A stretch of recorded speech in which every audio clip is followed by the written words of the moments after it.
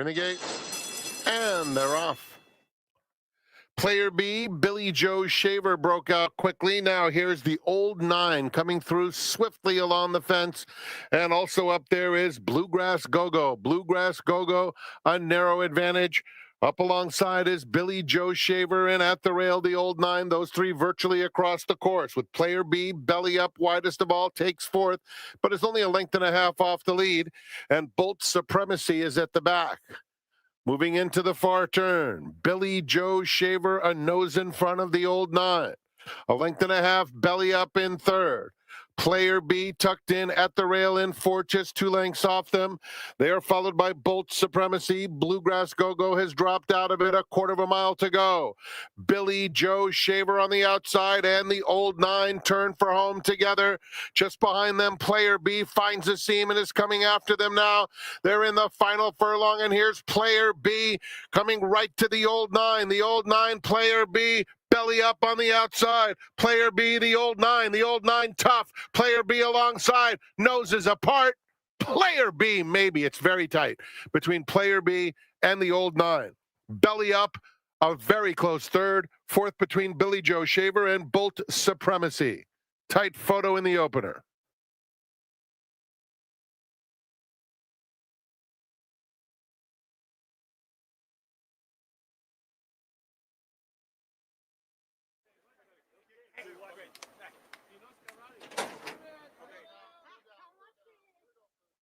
In the gate. And they're off. Awkward start for Smoke in the Air. One Step Beyond is going to the front. Mr. Tariff and Golden Chaser in between. 3 across the track.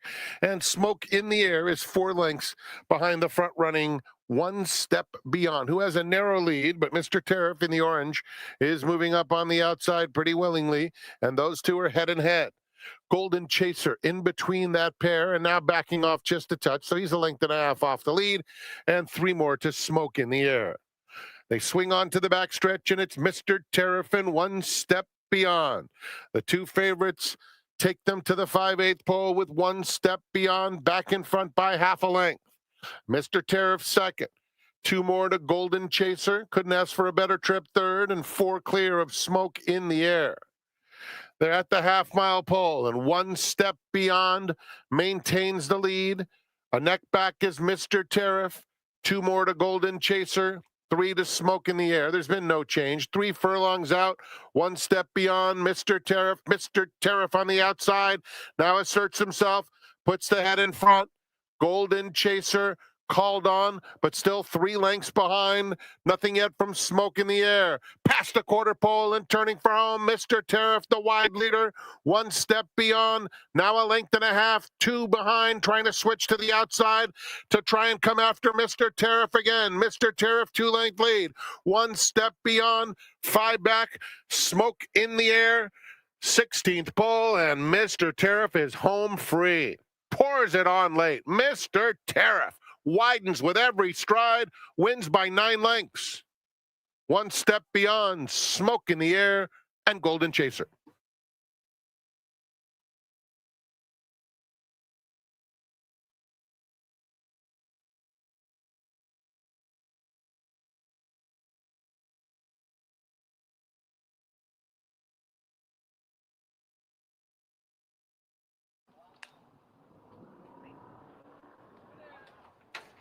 In the gate. And they're off. Burning Rubber is going to the front. Petito has plenty of speed, too. They're followed by A Day to Remember, Proudly Hailed, and Silly Rabbit at the back. Crossing the dirt, and it is Burning Rubber, who made the lead very easily, has it 3 parts of a length. Petito along the rail. Proudly Hailed getting closer, as is A Day to Remember, and Silly Rabbit at the back, 3 lengths front to back as they run toward the half-mile pole. It's Burning Rubber maintaining a slim advantage on Petito. A length and a half, Proudly Hailed, followed by A Day to Remember and Silly Rabbit. Still compact. Around the far turn, Burning Rubber and Juan Hernandez on the outside. Petito and Armando Ayuso down at the rail. These 2 have been battling throughout. A length and a half back to A Day to Remember in third, followed by Silly Rabbit, who races on the inside of Proudly Hailed. They turn for home. Burning Rubber and Petito. Petito on the inside and Burning Rubber. Now a day to remember is starting to kick into high gear late. It's Burning Rubber, also Proudly Hailed, splitting rivals, driving finish. Burning Rubber, Proudly Hailed. Burning Rubber, Proudly Hailed. Burning Rubber and Proudly Hailed in a photo finish. Behind them, A Day to Remember and Petito.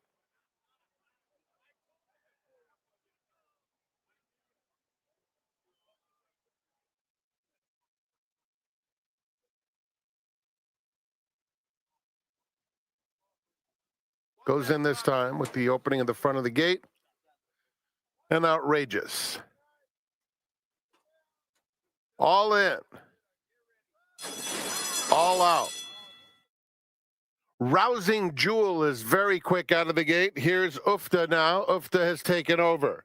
They're followed by Outrageous, a close-up third, then Auditory, a Rousing Babe, and it was an awkward start for Riders Candy, who trails. Down the back stretch, it's Ufta leading half a length. Rousing Jewel at the rail, followed by Outrageous, three deep in third. A Rousing Babe has three to make up, two clear of Riders Candy, and Auditory is at the back. It's Ufta and Alfredo Bautista leading and opening up now. Has it by a length and a half, make it two. Rousing Jewel is second, followed by Outrageous on the outside, then a Rousing Babe and Auditory. A quarter of a mile to go, and Ufta has shaken loose, opens up four as Auditory picks up the chase clearly into second. They are followed by Rousing Jewel, and on the outside, Outrageous, 16th pole. Ufta clear by four.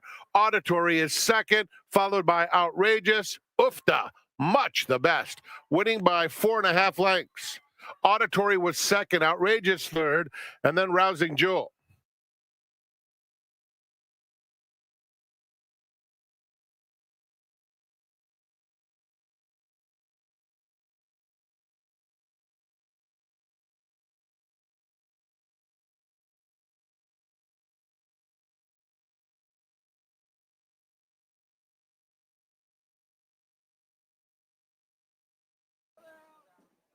We're in the gate.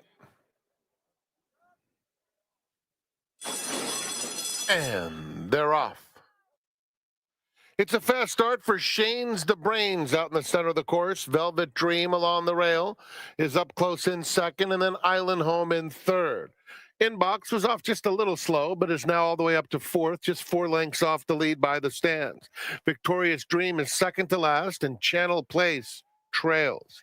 Shane's the Brains leads the way, has it by 2 lengths into the clubhouse turn, with Island Home in second, Inbox a joint third, racing on the outside of Velvet Dream. Then it's Victorious Dream, who has 6 to make up, and 2 more to a wide Channel Place. They swing on to the backstretch, and Shane's the Brains gets a very easy lead out there. Shane's the Brains has it by 3. Island Home in second, followed by Velvet Dream and Inbox, another couple back to Victorious Dream and Channel Place. O'Neill first and last as they come to the half-mile pole. And Shane's the Brains and Jaramillo trying to shake loose. 5-length advantage suddenly. Island Home in second. Inbox gets her cue now. She's third. A length back to Velvet Dream at the rail. Then Victorious Dream and Channel Place.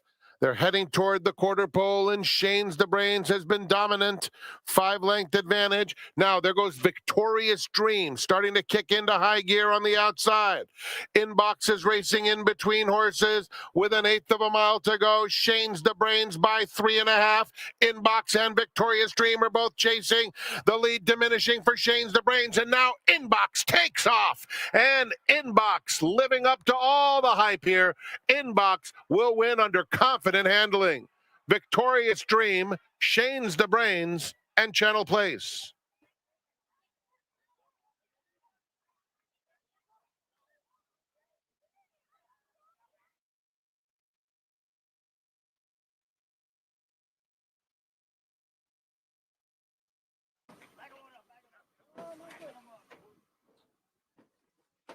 We're in the gate. And they're off. Emirates Affair is fast. Wish they all could be in between horses.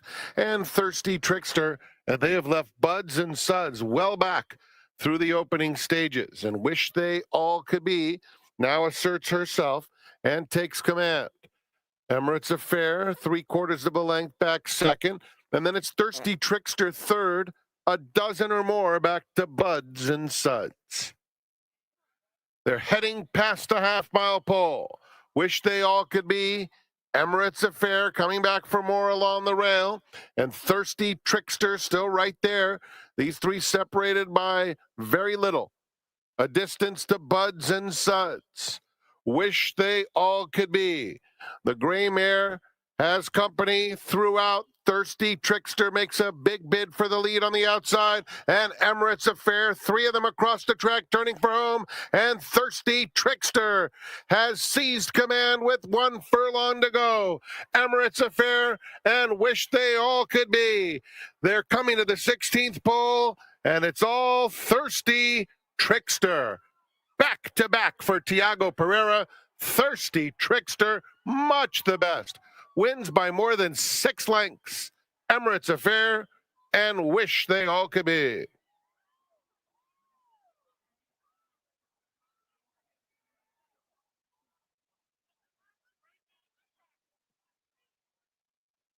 Late double, 22 minutes to post.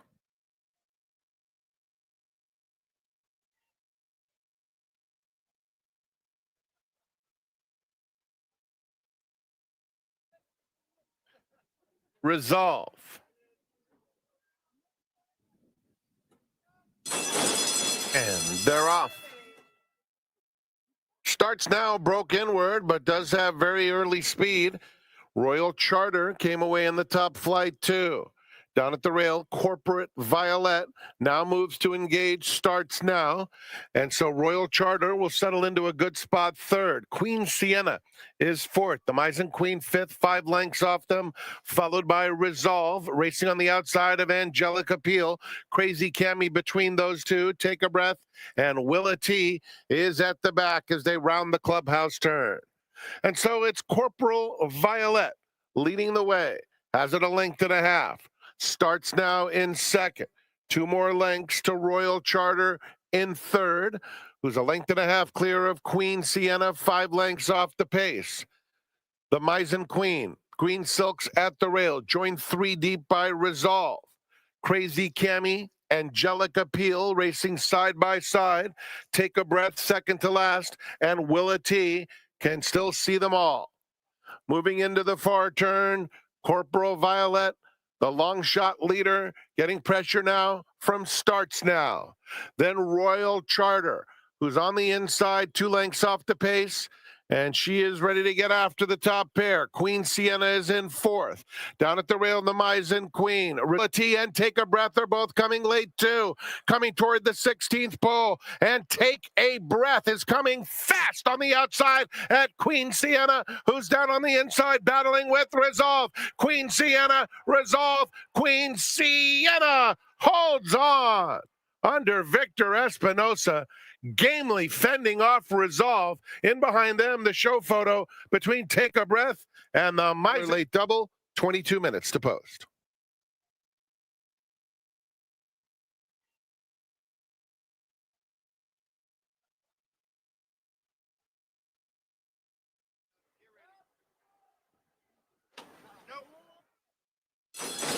And they're off in the La Cañada and brilliantly began very smoothly, goes straight to the front. Nafisa comes away in second, and Jane Austen is the gray on the outside. They're followed by Udi. Fugitive Star is next, and the early trailer. So there she was. It's Juan Hernandez and the favorite Brilliantly, who will set the tempo, and she's in front a length and a half. Nafisa moves into second, and then comes Fugitive Star third toward the inside. Then Udi in the yellow colors down at the rail. Jane Austen is 3 deep, and so there she was. They have just over 5 furlongs to run and Brilliantly to catch. Bounding along effortlessly on the front end with Nafisa in close attendance to the pace. Jane Austen moves her gray head into third, followed by Fugitive Star. Udi on the inside, now 4 lengths off her stablemate. And at the back comes So There She Was, starting to make a bid now. In the meantime, Brilliantly and Nafisa have been dominant less than 3 furlongs out, with Jane Austen a clear-cut third. So There She Was takes fourth, and Nafisa is the new leader, breezing to the front with less than a quarter of a mile to go. Jane Austen takes up the chase on the outside of Brilliantly. They're coming to the 8th pole, and it's Nafisa clear by 3. Jane Austen, game on the outside, clearly into second and trying to get to Nafisa late, but Nafisa's clear by 4, and it's all Nafisa in the La Cañada, strolling home to win by 5 emphatic lengths. Jane Austen was second, Brilliantly third, Udi finished fourth.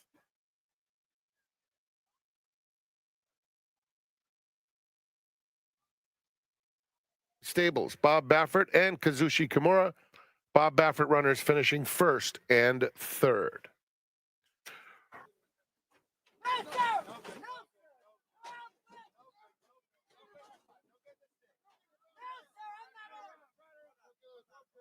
In the gate.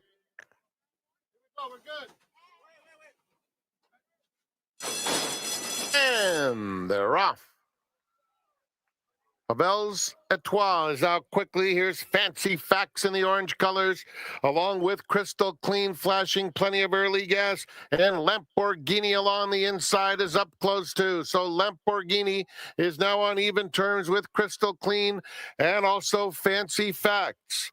Mendelssohn's Angel is a close fourth with a half-mile left to travel. At the rail, Good Night Nelly is next. Pavel's Etoile, who broke well, is 4 lengths off the lead. Another length back to Dancing Flyer. She's misbehaving second to last, and Miss Club Cali at the back. Lamborghini dueling with Crystal Clean coming to the quarter pole. Behind them, Mendelssohn's Angel. Pavel's Etoile is making a move, one from the outside. From the back of the field, she's misbehaving, trying to launch a bid. And Good Night Nelly. There's 1 furlong to go, and it's still wide open. Now here's Good Night Nelly splitting rivals, and she's misbehaving, coming with big strides and blowing on by. Big day for Tiago Pereira as she's misbehaving, wins by a length. Crystal Clean was second. Good Night Nelly. Miss Club Cali came from last. And for 5th, Pavel's Etoile is in that photo.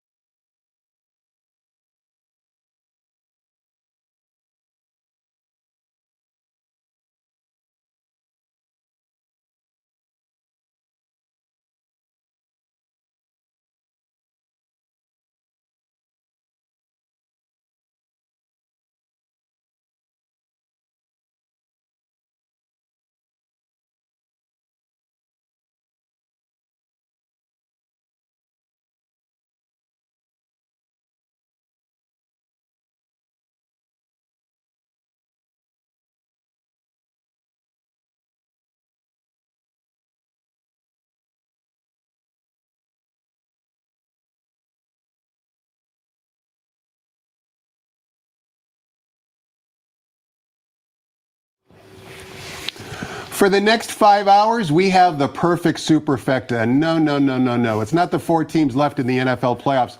We've got 4, that's right, 4 carryovers involving both Santa Anita and Gulfstream Park today. Forget about the NFL. You're going to make more money playing both Santa Anita and Gulfstream Park. You want to know why? First of all, in ascending order, $1 super high 5 carryover in race number 9. That's $20,000. $2 traditional pick 6 carryover at Santa Anita, races 4 through 9. That's $51,000. We've got a $1 sunset pick 6 carryover. That's $106,000. That's a 3-day carryover. That links the last 3 races at Gulfstream Park with the last 3 races at Santa Anita. And finally, a $1 coast to coast pick 5. $149,000 in that pool. A lot of money to be given away today. And I've got the perfect guest. He's got 2 horses. They're involved in all 4 of those carryovers. He's going to tell us whether his horses are live or not. He certainly was live yesterday. He had a winner with a runner by the name of Inbox. He's the manager. He's the founder and the managing partner of Little Red Feather. His name, Billy Koch. Billy, happy Sunday. Welcome to the seminar. Happy Sunday. Thank you. It's a lot of money, right? I mean, that's a lot of money. I got a lot of money, but I'm glad you're promoting it. I have no idea. We've been so busy that my gambling has suffered. Now, it's usually bad, so it could be a positive that I haven't really been betting very much. Well, your ownership hasn't suffered lately. No. I know during the Del Mar summer meet, I believe, correct me if I'm wrong, you guys were the leading owners of the meet. Yeah, we had a really good Del Mar. Unbelievable. We kind of point for that meet, and right now we have a lot of horses coming back, which is cool, but it's very, you need a lot of patience. Let's talk about a couple of the runners that are coming back. Yeah. One that didn't have much of a break, that would be Gold Phoenix. Yeah. He's going to run on February 14th in the Grade 3 San Marcos. That's the plan. He was victorious earlier this meet, I believe. No, in this meet? Yeah, I thought Gold so. No, Phoenix? He didn't run. No, he hasn't run since the Breeders' Cup. Okay, well, we gave him a little break. That's what we always do. He's turned 8 now. And he's just the coolest horse. You wish every horse could just be like him. And he's the consecutive of 4 years. Yeah. The Del Mar Handicap. Yeah, we're going for a serious record this year if we can make it 5. I mean, Del Mar's got to change the name of that race if you guys win 5 years in a row, don't you? That'd be sick. You got a lot of Listen, one race at a time. Got a lot of juice with Del Mar. One race at a time. Let's get the San Marcos out of the way, and then we can go from there. We lost our jockey though. You did, Umberto Rispoli. So sad. So sad. In the blink of an eye. He was involved in a spill at Gulfstream Park coming down the lane yesterday. He's in surgery right now as we speak. Yep.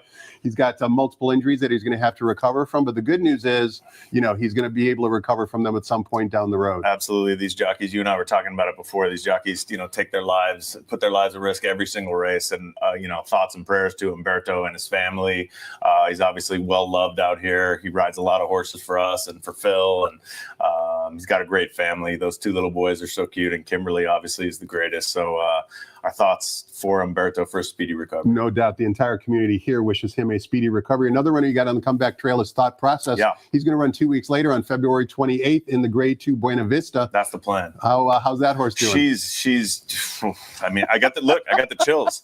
She's really something. It's funny. Both of her races that she ran poorly in, I say poorly, she ran 3rd in a Grade 1 last summer in the Del Mar Oaks. And the Breeders' Cup the year before as a 2-year-old. She went to the shelf after both those races. I think she's the type of filly. She's so tough. She never let on that anything was bothering her. And then we found a little issue, and we had to take care of her. We gave her plenty of time. I think she's going to have a huge 4-year-old year. She was very impressive down at Del Mar in her 2-year-old campaign later on in the summer meet. And, of course, she carried that forward.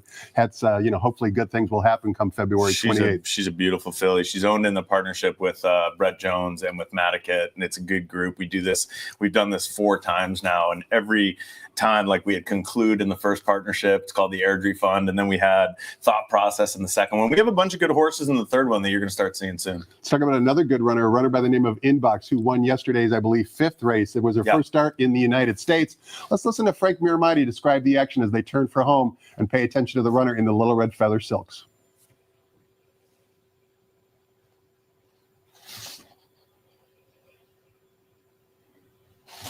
I think we're probably supposed to see a replay here.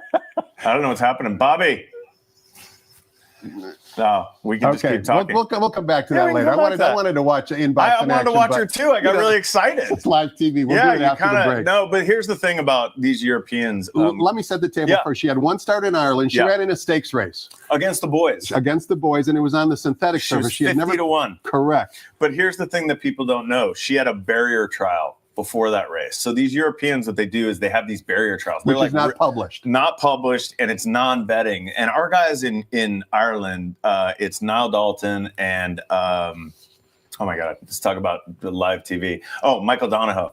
And they do a fantastic job. They're responsible for Gold Phoenix, Later Than Planned, Inbox. A lot of our European horses that you see come from these guys. And they do such a good job of scouting European racing, and especially in Ireland. And I give so much credit to them. And then Phil D'Amato, he knows what he's doing. And this filly, when she came to us, we thought she was special when we bought her. And it's funny because you had a lot of people call me right before the race, like, you put Tiago on her, she was 50-1. Like, what did you see? Like, well, we saw the barrier trial. We have information that she was a nice filly. She ran against winners, boys. I mean, that race was so much better than it looked on paper. And when she got here, she did everything right. She's very Euro. She's tall and long, but she's thin, and she's got it. You know, she lost a shoe in that race in the first turn, so she ran that whole race with three shoes on. And the distance was 1.8 miles. That's not an easy distance to run at off that long layoff, especially with the slow pace. I mean, you look at handicapping, and you got to give her extra credit for that effort because they were so slow in front of her that by the time Tiago kind of got her going, and the reason, listen, I give Phil a lot of credit. Like, he picked out Tiago for her like a month ago. And Tiago's come out in the mornings and worked this filly and really gets along with her. And I think certain guys just know what jockey might fit a certain horse. So that's why I went with Tiago, and it worked out perfectly. You know, looking at her past performances, it almost mirrors a horse that you're running later today by the name of Later Than Planned. Later Than Planned, as I look at the PPs for him, had the one start in Ireland. You brought him over here. You started him at Del Mar. 2 turns. Right to the winner's circle. Yeah. He's a cool little horse. He sure is. And then he shortened up to the sprint and won the speakeasy. Well, what happened is after that first race, he got real rank, and he was starting to do it a little bit in his works. And then we ran him in the stake against Hey Nene, who we have to run again today. And if you watch the replay of that race, I mean, he's just pulling Umberto out of the saddle down the across the finish line for the first time. And so Phil, again, I give him credit. He shortened him up in the speakeasy because if a horse is rank, if they sprint, you can kind of let him go because he's going to get outrun anyway. You don't have to take a big hold. And that race I thought was really impressive. Thankfully, we got in the Breeders' Cup. And I think if we didn't draw the 12 hole because we were also eligible, he might have even hit the board in that race. I mean, if you really go back and watch the replay, he was flying at the end of that race. We gave him a break, which we do a lot in the winter. And we're excited to see what he can do this year because he's bigger and stronger. And if you look at Hey Nene, when you look at the paddock today, and you'll do your Quigley's paddock thing, he's a beast. I mean, he's like a monster. He could probably eat Later Than Planned. But Later Than Planned is bigger and stronger, and I think he's going to have a good effort. I think he's going to get some pace in front of him with the Baffert in there, and then Hey Nene should be sitting 3rd or 4th and come and get him. And Tiago, unfortunately, Spoli has ridden him in every race, so we're going to use Tiago again and try to make it 2 days in a row. We never have to take a hold whenever we have Billy Koch as our seminar guest. We're going to find out who Billy likes on today's 9-race card. He's got 2 runners entered. We're going to get the inside scoop. But before we do any of that, let's toss the microphone over to track announcer Frank Miramati and get the early scratches, which are minimal, on today's carryover city card here at the Great Race Place.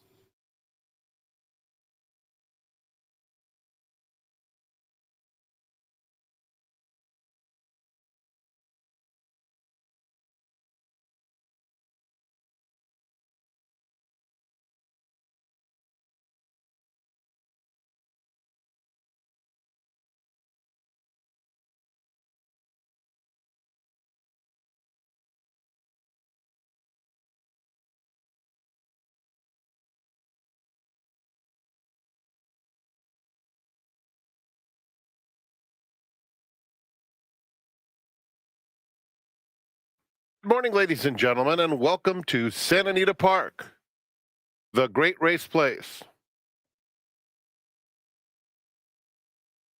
We have a bunch of carryovers today. The track is fast, the turf is firm, the rail on the turf out 10 feet. The first carryover will be with the Sunset 6, $106,000. Then we have the Coast to Coast Pick 5, $149,000. Sunset 6 starts with Gulfstream's 9th. It'll be the last 3 from Gulfstream, the last 3 from Santa Anita, and the Coast to Coast Pick 5 begins with Gulfstream's 10th. Here are the early changes from the Great Race Place. Race 1, scratch 1, got Soul. Note the number 4, Cathal, now ridden by Victor Espinoza.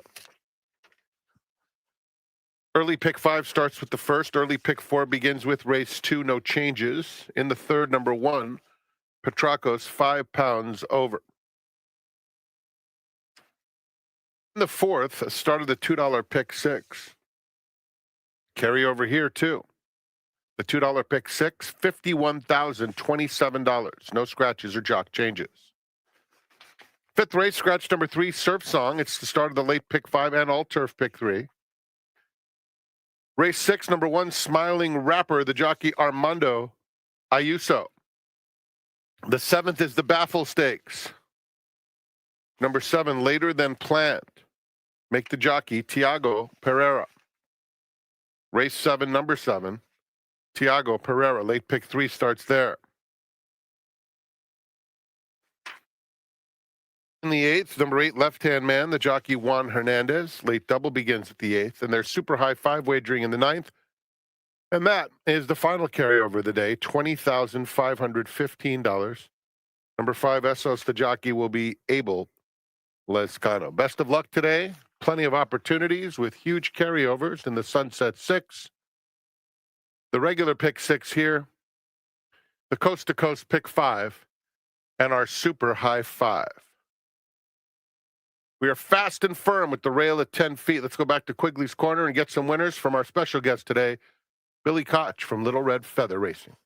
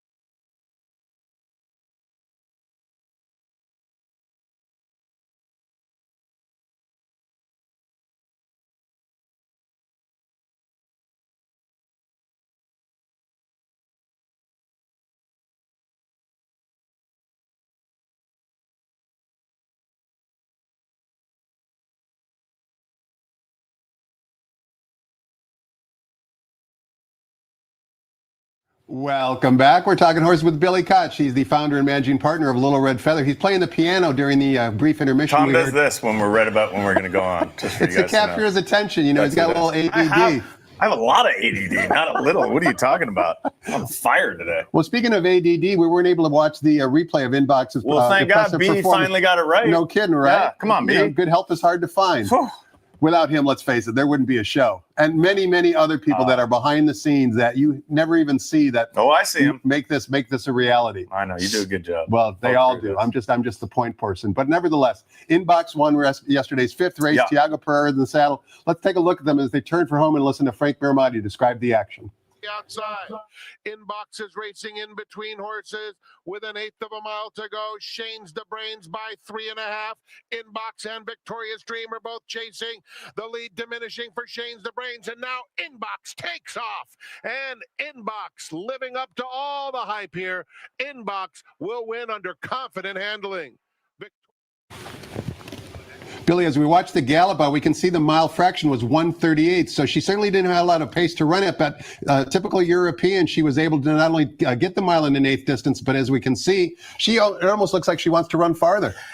I think she could, and I think when she gets pace though at a mile, she'll be that. I think that might be opportunistic for her as well. I think that she's the type of filly that can pretty much do anything, and she's real classy. She handled herself so well yesterday, first time in the country. Wasn't really covered up. She was a little bit wide. And it wasn't the greatest trip, and it was slow. I just think you're going to see more. I think she's going to move forward off that effort. Hopefully, we're running the China Doll on March 8th. Let's see the Great Race Place. Let's see if we can move forward with today's 9-race card. Kicking things off in race number 1, we've got a number of carryovers. We'll get to those as we continue through the seminar. But in race number 1, no carryover, but a popular wager. The 50-cent early pick 5, as you can see on the graphic, we're fast and firm here at Santa Anita. The turf rails today are at 10 feet. Race 1 is 1 mile on the turf course. $25,000 claimers, non-winners of 3 races lifetime. Scratch the 1. Put Victor Espinoza on the morning line favorite in the current betting choice at 3-5. Number 4, Cathal from the Red Hot George Papa Padromo barn. Question for you, Billy. Just boy. No, it's an easy one. Oh, is it? Let's, Cathal 3 races back, you could have claimed him for 40,000. Now he's in for 20. Yeah. We know he's 25. got class.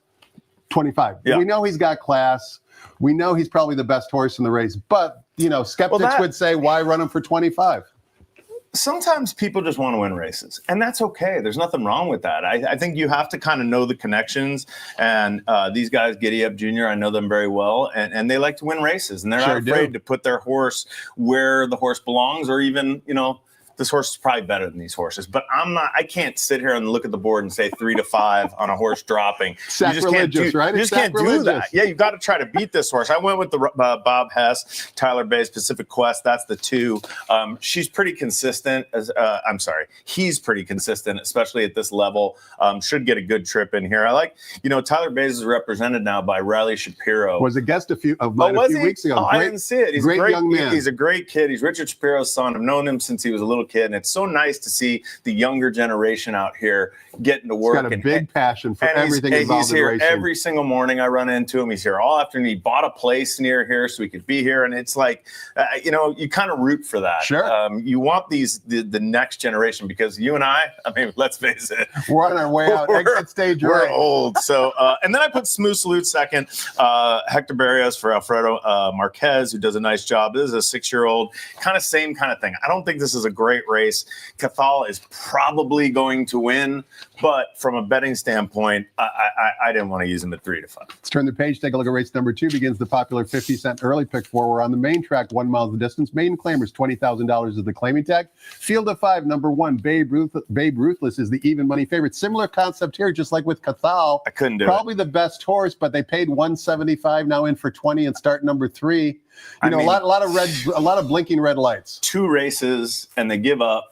And they run for 20. Now they're at the bottom. I can't do it, especially with the horse that's going to be, again, like 3 to 5. So I went with Irish You're not Element. playing poker with us. You're not going to claim Babe Ruthless, are you? Okay, just double checking. No poker. Okay. No poker. Emiciel Jaramillo has been a real delight.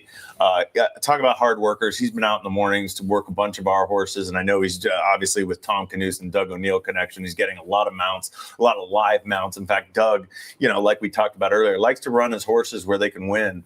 And Jaramillo kind of fits a lot of the Doug O'Neill horses, that kind of speed rider. Aggressive. So I went with Irish Element in here. I think he'll probably be second choice. I put Babe Ruth second just because I don't even know where to go after that. So, but I try to beat 3 to 5. Race number 3, we're sprinting 5.5 furlongs on the main track. This is for 3-year-olds, $20,000 is the claiming tag. Field of 5, number 1, Flashy Fritz is a first-time gelding, the morning line favorite, drawn right outside. AP again. Once again, Doug O'Neill with the morning line favorite in race 3. Give us your thoughts. He's going to be a big favorite in here. He's fast. He's probably better than I put him second just because I think he's the best horse in here. I took a price here, One Happy Dude on the outside. A lot of time, this horse was, if you watched his last race when he beat Calbreds, I know it's Calbreds, I know it was the bottom of the barrel, but he really finished that race strongly. He'd probably be better. I wish this race was 6 or 6.5, Tommy. But a lot of times when horses break their maiden, what happens? The light bulb goes off. They get confident, and I think people underestimate that. This horse is 6 to 1 in the morning line. He might even be more than that. And I thought, why not take a shot there? He gets an outside draw. He's going to be in the clear. Tiago's riding really well. I saw a lot of positives there that you can make a case in a 5-horse field. And in this field of 5, Terry Lovinger kind of has his fingerprint over this race. He owns your top selection, number 5, One Happy Dude, as well as part owner of number 2, Flashy Fritz. He was the breeder for both. Love Acres Ranch, which is Terry's farm, obviously does a great job. They're huge supporters of California racing. We just had Cal Cup Day a few weekends ago. I mean, it pays to be Calbred. It pays to be Calbred. They do a great job. They won like 2 the other day, I think. When I was here, maybe on Friday. Their horses are usually live. They hit hard in these Calbred levels, and we're talking about $20,000. I mean, why not One Happy Dude? It'll make you one happy Tom. Before we take the graphic off, Brian, let's spend a minute looking at that, Billy. And that is, you need a magnifying glass. But no, it's what Anna did in graphics. What a great job she did on the bottom of the screen, indicating all the different carryovers. I would have highlighted the carryovers in bright yellow. Well, they're all carryovers. I would have highlighted the numbers. Oh, I got you. The cash, right? What about green? Straight cash, homie. Green, but bright green, so it really sticks out. There's only so much we can do on a limited screen, right? But Anna and the crew on short notice did Tell Bobby. There's more people that are involved as well. All right. All right, race number 4. Here we go with the carryovers. $2 pick chalky. 6. No, not yet. Let me set up the race first. $51,000 in the traditional $2 pick 6 carryover. We might be chalky just in this race, but not the remainder of the races. Yeah. We kick off the $2 pick 6 with the $51,000 carryover here at Santa Anita, going 6 furlongs in the main track for maiden special weight Calbred, fillies and mares, a field of 6. Tell me that you like number 4 Syntax at 7-5 because that Brad Free's play of the day. Is it? It is. Me and Brad. Keeping good That's company. like the kiss of death, though, when Brad Free. I hate when Brad Free picks our horses. Too much weight to And I carry. love what I do with Brad Free is when a horse gets in trouble, I always send it to him because I expect it to be on the horses to watch list. Correct. And it usually is. And, you see Edward Freeman, and a lot of people might not know who Ed Freeman is. He's been around forever. He's a great guy. He's got a funny laugh. You ever heard Ed Freeman laugh? Yeah. We used to eat ice cream together at Del Mar back in the days when they had the, the moose? What was it called? The moose? I'm not an crunch? ice cream guy. Oh, you're not an ice cream. I love ice sorry. cream. So Kazushi Kimura riding excellent. I just think Syntax. He gets a nice towards the outside draw. I think he's the best horse in here. I put the Craig Lewis, Juan Hernandez. They team up all the time in these Calbred ranks. I put that horse second all in the game. Kind of chalky. 2 follow-up questions, Billy. Yeah. First of all, as it relates to Ed Freeman, Mr. Redham has given him a lot of horses over the years. That tells you that he's more than a competent trainer. Yeah, he does he a great breaks job. a lot of these horses. So no, Ed Freeman, when you see his name, he knows what he's doing. There's certain guys that you see that like don't have a lot of horse, like a Sam Scolamari. Of course. Right? He's kind of always a little sneaky sometimes. Cagey. He's very cagey. But he's not Michael McCarthy. He's not Pete Urton. He's not Mandela. He's not Phil. He's not Glatt. But those guys can train. They know what they're doing. They can win races. And you mentioned ice cream. I'd be remiss in not asking you about the update for Ice Cream You Scream. Now, unfortunately, her racing career is over, but the good news is you're going to sell her at a sale, I believe, coming up. Yeah, she's in the Fassett Tipton sale in February. I think it's coming up. Maybe next week. We really tried everything we could to bring her back.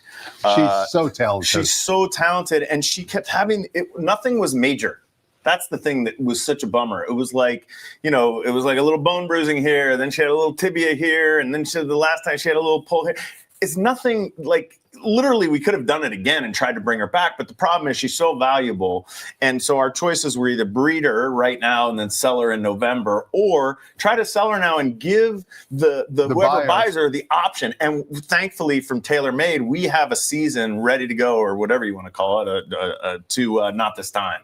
So she's signed up for Not This Time. They can either use that and pay for that, or they can go on their own way. But we think, someone who buys her, I think she's going to be an outstanding broodmare because she's big, strong, scopy, but she's still feminine enough that I think she's going to pass that along. And by Twirling Candy, you don't get much better than that. Race number 5 begins the 50-cent late pick 5. It also begins the $3 altar pick 3 with a reduced 15% takeout.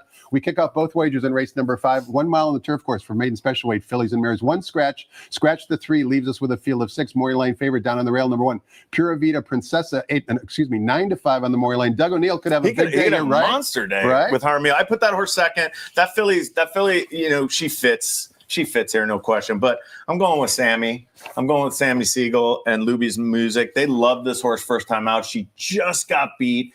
Then she comes back. She was a little flat the second time she ran. And that happens a lot. And now what does Mandela do? He goes long on the grass. How many times have you seen this, Tommy? Two sprint preps. 2 sprints to a Old route. school. Yep, switch surfaces, and you get 5-1. Demuro, I think he rode this filly last time, didn't he?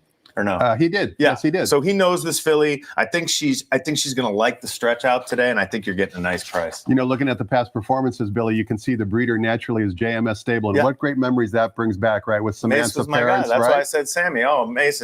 Mace was. They don't make them like that anymore. Person. No. He took me under his wing. I was on the TOC board.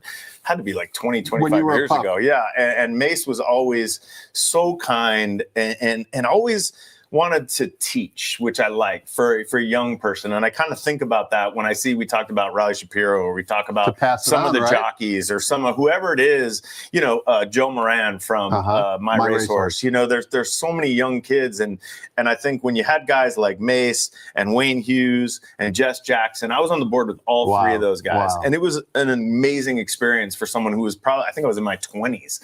And you just learn a lot about the ways to look at things, and don't always just say yes. Make sure you really dive in, and don't be afraid to have conviction with your thoughts. If you don't believe something, or if you think a different way, it's okay to be a voice. And I think that's what I learned from them, especially. The May Siegel annual dinners at Del Mar every summer were certainly legendary. Yeah. And speaking of Del Mar restaurants, Peanut Butter Bomb is Bomb. another runner you got coming back pretty soon, I believe, next week. Well, we're trying to run in this allowance race that never goes, but it looks like she'll probably run in the Sweet Life, which is down the hill. Phil, to be honest, didn't really want, after she ran a mile and she ran so well in that stake a couple weeks ago, Phil really wanted to keep her at a mile, but unfortunately, we don't have a lot of options, so she'll probably run down the hill on the 7th. Yeah, she's named after the dessert at the Pamplemousse, which is our good friends, and the Strauss brothers own a piece of her. Sure. So that's how we get Peanut Butter Bombs. Since you like ice cream, how many Peanut Butter Bombs have you had in your lifetime? Hey, can you see my belly? I've had plenty. The dust kind of covers it up. Don't show this to my wife, please. Please. Race number 6 begins the 50-cent late pick 4. We're sprinting 6 furlongs on the main track. This is where things get interesting. Yeah. The remainder of the card is very, very competitive. Maiden Claiming Calbred, Fillies and Mares in for a $12,500 tag. Make the jockey on number 1, Smiling Rapper Armando Ayuso. The morning line favorite drawn right outside of her. Number 2, Tom Star, who's 2-1 on the morning line. 8 ways you can go here, Billy. Which way you going and why? You know what? I like Mullins here. He wins races. He wins a lot of races, and if he's running a horse this cheap, maiden 12.5, they don't get much cheaper than this. And for him to put this horse in here, this horse has run acceptable numbers. I looked at the sheet. I do a lot of thoroughgraph stuff. There aren't a lot to go by in this race, but this horse right here is the fastest, and I think the favorites will probably dominate. I went 4-2. Fair enough. Let's take a look at race number 7. You have a vested interest in this race. Yes. It's our stakes race on today's card. It's the Baffle Stakes, $100,000 guaranteed. We're coming down the Hillside Turf Course. It's for 3-year-olds. Race 7 also begins the popular $3 late pick 3 with a reduced 15% takeout. Make the jockey on your runner, Billy. Number 7, Later Than Planned, Tiago Pereira, the morning line favorite, taking blinkers off. First time on turf for trainer Bob Baffert is Greenwich Village, who's 9-5. Before we get your thoughts on the race, we spoke about the Speakeasy Stakes back here at San Ita in early October. We want to watch this replay when Later Than Planned emerged victorious. Later Than Planned will actually be breaking from post position number 5 and wearing saddlecloth number 5, but showed some really good early speed driving out of that route race that we spoke about. But rather than us babbling about the actual performance, let's listen to Frank Miramati describe the action and watch Later Than Planned win the Speakeasy Stakes back on October 4th. And they're off, and AP again was left. Arkadelphia is extremely fast. Speed's clear by 3, just like that. Twilight Delight. Dirty Rich is in the mix through the opening furlong, too, and vying for second. Here's Baccio ranging up smartly now to take that second spot. They're followed by Thirsty Rebel, 5th and 3 wide. Send It Mo, Extreme outside. It's another 3 lengths back to Later Than Planned. Bourbon and Ginger is next. That pair is followed by Queen Bay, who's a dozen lengths off the lead. Then AP again. Brigante second to last, racing 3 in front of Ventry. Stand there at the top of the stretch, and Baccio is the one to catch. Leads it by 2 lengths. A big run from Twilight Delight, though. And Twilight Delight very professionally angles out, and Later Than Planned is storming down the center of the course. Later Than Planned with an explosive run to win the Speakeasy. That was fun. It was fun, Billy. As we watched the gallop, not only was that fun, the fractions at Later Than Planned chase were 21.26, 44.15. Final time, 55.84. That's true professional racehorse time. It was a setup, but that horse Baccio came back and romped at Del Mar. The second place finisher. Yeah, by about 10 lengths. And look, we wanted to run in the Breeders' Cup. We got our chance. And if you really go back and watch that race, he ran a really good race that day. He was hung out in the 12 hole, which at 5 furlongs. Your heart must have sunk when he drew that post. No, well, he didn't draw it because he was on the outside. Oh, that's right. And then he got in. So we were happy that he got in. And Rispoli did the best he could. He kind of dropped him back, kind of split horses. So he saved some ground, ran on for 6, kind of split the field. But that's still the Breeders' Cup. The only horse in here that ran in the Breeders' Cup was Hey Nay Nay. I give this horse a big shot today. I think that with Greenwich Village in there, who's probably, I imagine, going to be on the lead, Hey Nay Nay sits right outside of him, and we're going to track them. We'll be 3 or 4 lengths back, and if they back up at all, he's going to be running late. There's no question he will be running late, and it's just going to be a matter of how fast they go and if they come back a little bit late. Off the brief layoff, Billy, you had 3 works starting on December 29th, all on the training track track, rather than talk about the specific works, how great is it to have the training track, particularly with the rainy weather we had? God. It's a lifesaver It's a for blessing. owners, trainers, everybody involved, because the rain was significant. Well, in the old days, he wouldn't have made this race because the track was closed for 7 or 8 days, intermittently, and you just don't have time to work. So yes, training track, knock on wood. Thank you for whoever put it in. It's really saved us, and it saves everyone, because even on a day where you weren't going to breeze, you can go out and jog, or you can go out and gallop and do something instead of just sitting in the barn and walking around in the mud. Let's talk about your partners for later than planned. Sterling Stables, of course, I know the key person there, and also Mrs. Nafee. Yeah. Talk about them. I mean, obviously, these are influential people in racing that you have partners. They are the best, Tom, and I'm not just saying that. Mr. Bogart, right? I mean, Kevin is so game. He owned a piece of Inbox. He was one of our partners at Inbox yesterday, and he's, I used to get really excited about races, and I think I'm a little bit. I still get really excited. Let's not kid ourselves, but like, seeing his enthusiasm, and he actually for Christmas gave his kids a percentage ownership in Inbox. And so yesterday was their first race, and it's like, I have the chills again. It was amazing, and he's so good for the game, and he bets, and he owns, and he does everything, and he cares about these horses, and he's just an unsung hero. He's amazing. Yeah, he's really and he's a great guy. Yeah. He's just a great guy. Marcia has been in this game forever, and we're so fortunate that she trusts us, and especially with a lot of these European imports, we've done great. She's part of Gold Phoenix. She's part of Inbox. She's part of Later Than Planned, and she's another person that I have so much respect for, not only for being in the game for so long, but all the work she does outside. She's a big donor to Karma. She was on the TOC board for quite a long time, ran it for a little while. She's really smart. She understands the game, and she's a good person. And I think that's really my dad used to tell me, when you go into business with people that you want to go out to dinner with. Sure. And that's a very easy thing to do, especially with Marcia. We always plan a great dinner during Del Mar. Kevin, he has the Bubble House now at Del Mar. We go over there. So these are really, really good people. And I think when good things happen, it for me to see them excited and so happy about these horses, that's what I'm in it for. You want to hear a funny story that I'm going to disclose on TV that I've never told anybody before, but it's a good story. Are you sure? 100%. When I was a young man 20, 30 years ago, Kevin and I used to play basketball every Tuesday afternoon. Really? We did. Was he good? He was good. I was better. Were you like a power forward? You know what? The funny story is... Who's your comp, your pro comp right now? Well, right now, that's a difficult... No, right now, the NBA. I don't follow the NBA. All right. Who was your comp back in the day? Let's just say Magic, because I was a tall guy. No, here's the reason why. Here's the reason why. You comped yourself, Matt. Do you know what my nickname in college was? What was it? Michael Cage. They called me Cage. I know Michael I was Cage. Just a rebounder. I couldn't shoot. I couldn't shoot. So here's the deal. Yeah. To get off topic for a minute, I was 5'4" when I was a freshman in high school. Okay. When I was a senior in high school, I was 6'4". I grew a foot in 4 years. But because I was 5'4" as a freshman, I played guard. Let's make another card. I got it. Either Wembanyama or Ralph Sampson, or because they play from the outside. That's my point. You need to stop.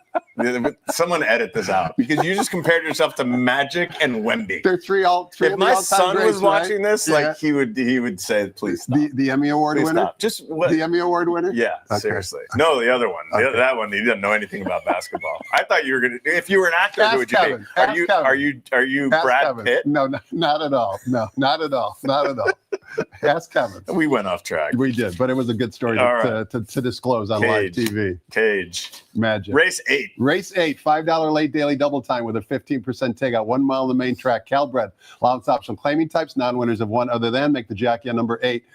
Left-hand man, Juan Hernandez, Maury Lane favorite. Number 2, Berlin Wall. Disappointed on turf last time, but now back on the main track, going the similar distance. Who do you like in race 8, Billy? Yeah, I've always been a big fan of Berlin Wall, actually, from his first race. Remember, he had all that trouble, then he came back to win. But I went, and I think left-hand man is also very consistent. I like him. That is a wide-open race. I think you got a spread here in your late pick 4s or pick 5s. 2 horses I use. I use Team Player for Hansen and Kimura. KK is riding great right now. And this horse, if you look at the sheets, runs 7 7s consistently. And those are fast in here. He should get a good trip in here. I like team player. And then I happened to be talking to Mark Glatt this morning, who's a big Seahawk fan. So he's not even coming to the races today. I asked him if he wanted to come up to the suite to watch the Rams game. And he's like, I'm not going to be there. He goes, I run in the 8th and the 9th. I'm not going to be there for either one. But he said he claimed this horse last time out. His name's Stolen Treasure. He said, I wish I had a little more time with him, but I do like what I've seen. You're getting 8-1. You're getting Ricky Gonzalez, who's more than capable. I always say he's the most underrated rider out here. So I like that exact, a little 5-7. I should have said 6-7. It's 6-7. Yeah, exactly, right? Is that over now? I think it's kind of dying out, right? Yeah, I think it's dying out. Race number 9, we close out the day and we close out the week offering $1 super high five wagering, which has a carryover of $20,000 in the pool. We're traveling 1.1 miles on the turf course. This is for maiden special weight 3-year-olds. A field of 9. Make the jockey on number 5, Isos Abel Lascano. The morning line favorite is number 4, Army Man, taking blinkers off for trainer Michael McCarthy. We didn't have time to show the replay. We're going to can that. No, we wanted to show the replay. But we're tight on time. Well, because we talked so much. Well, talking about basketball. I really wanted to watch the replay. Want to show the replay? Right. Let's show the replay. What are we going to do? Like a 33 minutes. No, we got 3 minutes actually, but 3 minutes. Yeah, we can do it fast. We can talk over the replay. Can we do that? I don't think we can do that. I don't think we can do that. Let's watch the replay. And the reason why we want to show it is not only show Out of the Woods performance, but Army Man exits the same race. In this replay, we're going to focus on number 4, who is Out of the Woods, and we're going to focus on the horse wearing saddlecloth number 11, who is Army Man, who has the early speed and is the pace setter in this replay. We're going to watch the whole race. We are. Let's listen to Larry Coleman describe the action. Yeah, okay, do it, we'll take a break. Yeah. All right, let's roll it. They're off. And it's Honey's Choice who comes out well. There goes Army Man on the outside to grab the front as they race out of the chute. Army Man will be the early leader with Biggie up alongside, and coming through on the inside is Work to be a part of the issue as well. Honey's Choice sits back in 4th. Then Medici on the outside of Out of the Woods, who's down toward the rail. 1.5 lengths clear of Keegman. They're being followed by the favorite Plutarch, who's 8 lengths off the lead. Raging Inferno is next, and then comes Tan Man 2. After that, the 2 trailers, Rio Grande and Grinders Switch. Opening quarter mile, 23.72 seconds for Army Man, who's gone on with it. Leads Work by 2.25 lengths heading to the backstretch. And then on the outside, it's Biggie in 3rd. Honey's Choice is 4th down on the inside, 5 lengths from the front. Medici tracks them, and then Out of the Woods, Plutarch, Keegman to the inside of Tan Man 2. Raging Inferno is after that. Rio Grande is second last, and last of them all is Grinders Switch. It's 48 flat for the first half mile as they continue up the backstretch. Army Man and Kazushi Kimura, 1/2 length in front. Work is second, and Medici is edging up to them, while 3 wide moving into the far turn. Then Honey's Choice and Biggie right together. Plutarch is now within 6 lengths of the pace, starting to pick it up a bit. Plutarch is coming on now. Then it's Out of the Woods, and on the outside of him, Rio Grande and Keegman. They're coming to the top of the stretch. Army Man off the turn. Plutarch is closing with a rush on the far outside. Medici is in between those two. Plutarch is under a full head of steam. Flavian Pratt and Plutarch have taken the lead, and they are gone. Plutarch is going to win for fun. The races for second as Rio Grande comes on late and may have gotten there in a photo. All right. Billy, we're going to watch the gallop out here because obviously Out of the Woods, who was wearing saddlecloth number 4, was very evenly paced. But take a look down on the inside. No, there he is in between horses. That's exactly right. There he is. So it almost looks like he wants more than 1 1/8 miles, but nevertheless, you add Lasix today, you make him a first-time gelding.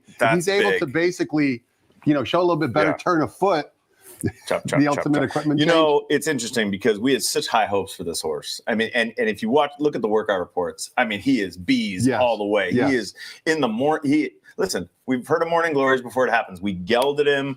Diego Herrera has worked him 3 straight times, really gets along with him and kind of understands him. And I think if he's going to show up, today's the day. Army Man takes the blinkers off, but I think he'll show speed still. And if you look at that last race that we just showed, Honey's Choice came back to win. The other horse came back to win. That was I can tell you. Hang on, what was his name? I got it. Hang on. Medici came back to win. Plutarch can be any kind of horse. Who knows when we're going to see him? So that was a really key race. Army Man beat us by about 1 length that day, and I think Out of the Woods is a better horse now than he was then. So and you're 6-1 on the morning line. 6-1. Now Super- leave it at 6-1, people. Don't go running out. I don't know if I trust him, but this is his time. I love this horse so much. We call him Woodsy. But it's part of the Super High Five carryover. It's Yeah. part of the You gotta use Sunset him. Pick 6. Absolutely. Yeah, you got to use him. Isos ran really well last time for Glad again. He'll be home watching the Seahawks game, probably crying. But I went with 1-5 in here. Now, we ran over, but before I thank you for your Sorry, time Frank. and insight today, sorry, Frank.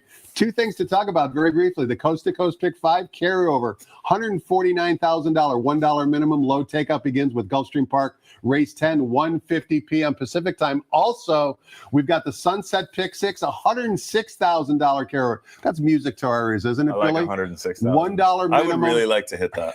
I'm going to Me and shoot me you through both. that. Yeah, $1 that would help me. $1 minimum, low takeout. Last 3 races at Gulfstream Park. Last 3 races here at Sania. Billy, thank you so Buddy. much. Right, Magic. Let's call you Magic. Mr. Cage. Unbelievable. Pleasure having you on the seminar. It's always so fun. I love doing this. The things you learn in 40 minutes, It's right? really, was that 40 minutes? It was 40 Now we can go minutes. watch football again. Exactly. And horses. Don't forget the horses. And the horses. Frank, it's all yours. Thanks for watching, everybody. Hope you have a great afternoon. Hit some of those carryovers, okay? We'll see you on Friday. Hi, Frank.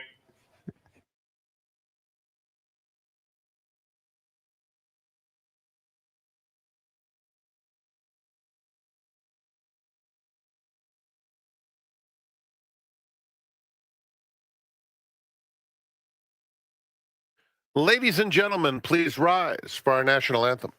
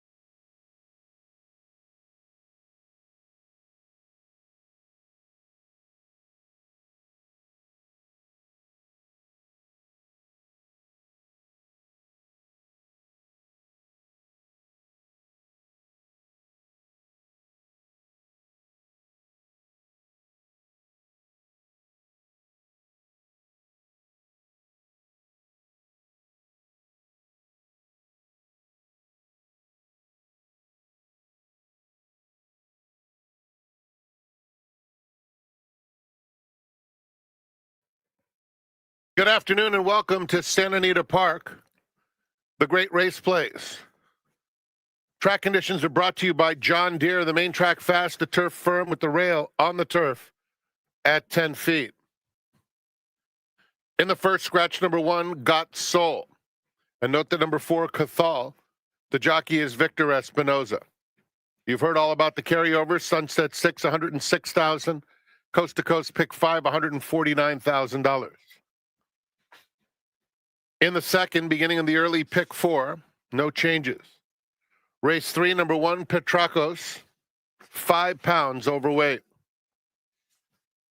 The 4 starts the $2 Pick 6, $51,000 plus in the Santa Anita Pick 6 carryover.